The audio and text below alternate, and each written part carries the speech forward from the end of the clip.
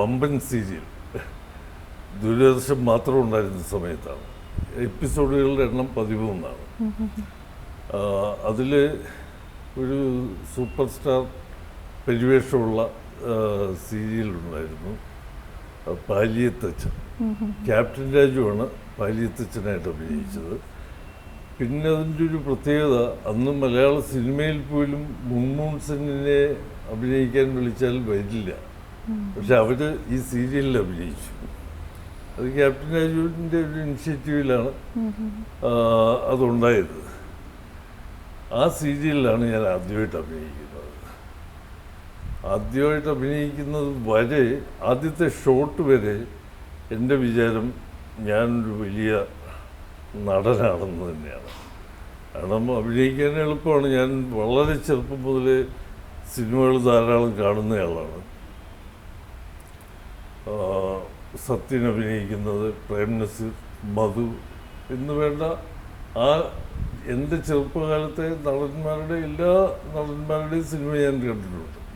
അപ്പോൾ അവരൊക്കെ അഭിനയിക്കുന്നുണ്ടതിൽ ഏത് വേണമെന്ന് പറഞ്ഞാൽ അതുപോലെ ഞാനൊക്കെ അഭിനയിക്കും എന്നാണ് ഞാൻ വിചാരിച്ചു വെച്ചേക്കുന്നത്. അപ്പോൾ എൻ്റെ രൂപം എന്നെ അവർ വിളിക്കാൻ ഇടയാക്കിയത് എൻ്റെ രൂപം തന്നെയാണ്. മുടി നീട്ടി വളർത്തിയ മുടിയാണ്, പിന്നെ ഹൈറ്റുണ്ട്. അതിൻ്റെ വേഷം ഇതാണ്, പാലിയത്തച്ഛൻ്റെ വിഴുവാണ്. അതൊരു 90 വയസ്സുള്ള അച്ഛനെ, ഈ പാലിയത്തച്ഛനേക്കാൾ അല്പം കൂടെ ഒരുപടി മുകളിൽ നിൽക്കുന്ന ഒരു ക്യാരക്ടറാണ്. ഈ പാലിയത്തച്ഛനെ ഉപദേശിക്കുകയും നിയന്ത്രിക്കുകയും ഒക്കെ ചെയ്യേണ്ട ഒരു ക്യാരക്ടറാണ്. ആ ക്യാരക്ടറിൻ്റെ ആദ്യത്തെ ഡയലോഗ് പറഞ്ഞത് ഞാൻ കേട്ടു. ഞാൻ പറഞ്ഞ ഡയലോഗ് ഞാൻ കേൾക്കാതിരിക്കത്തില്ലല്ലോ. ഞാൻ കേട്ടതുകൊണ്ട് എനിക്ക് ഒരു കാര്യം ഉറപ്പായി, എനിക്ക് അഭിനയിക്കാൻ അറിയത്തില്ല എന്നുള്ളത്. ഞാൻ ശരിക്കും തളർന്നു വെച്ചാൽ നാണക്കേട് കൊണ്ടാണ്, അല്ലാതെ അഭിനയിക്കാൻ സാധിക്കാതെ പോലുള്ള സങ്കടമൊന്നുമില്ല. ബാക്കിയുള്ളവരെല്ലാം ഇരിക്കുകയാണ് ഇങ്ങനെ. ക്യാപ്റ്റൻ രാജു, പ്രേംകുമാർ, പിന്നെ മനു വർമ്മ, ഇങ്ങനൊരു ഗ്രൂപ്പിൻ്റെ നടുക്കിരുന്ന് ഞാനാണ് ഡയലോഗ് പറയുന്നത്. ഇവർക്കെല്ലാം വേണ്ട ഉപദേശങ്ങൾ കൊടുക്കുകയാണ്. അതാണ് ക്യാരക്ടർ.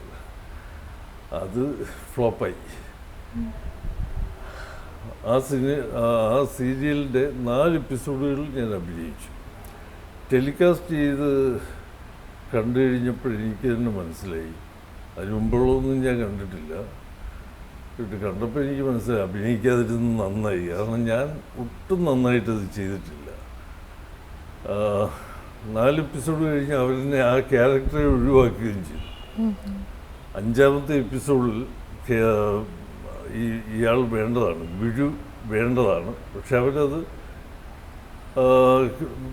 മാനേജ് ചെയ്തെങ്ങനെയാണെന്ന് വെച്ചാൽ, 5ാമത്തെ എപ്പിസോഡിൽ പാലിയത്തച്ഛൻ്റെ സദസ്സിൽ